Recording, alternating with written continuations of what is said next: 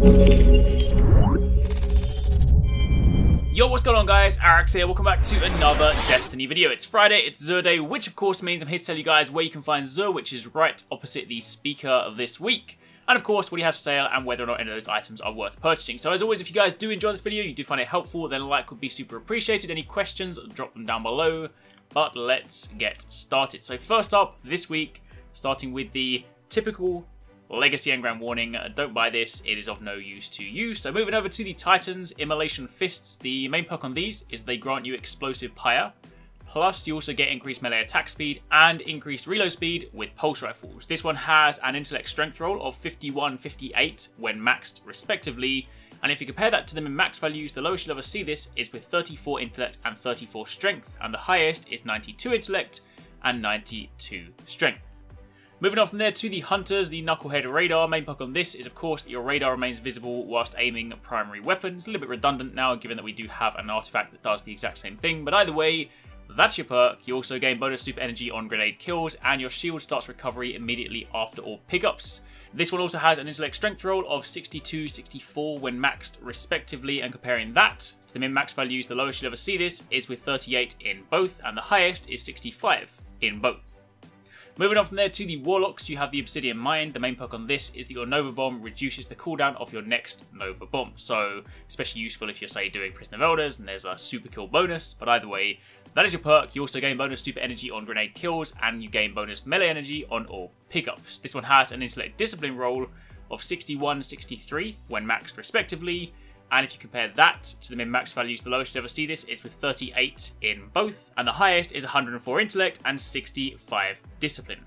Then moving on from there to the exotic weapon, Trespasser. This is definitely one of my favourite newer exotic weapons, prior to, of course, the Sidearm Apocalypse, so to speak. But I've just always liked this weapon. It looks cool, especially with some of the other ornaments as well, if you look at like Fallen Assassin. And my favourite one, Crucible Assassin, it's just a really, really cool looking weapon. It deals arc damage. You also have the perk Be the Danger, where the weapon fires bursts of bullets with deadly accuracy.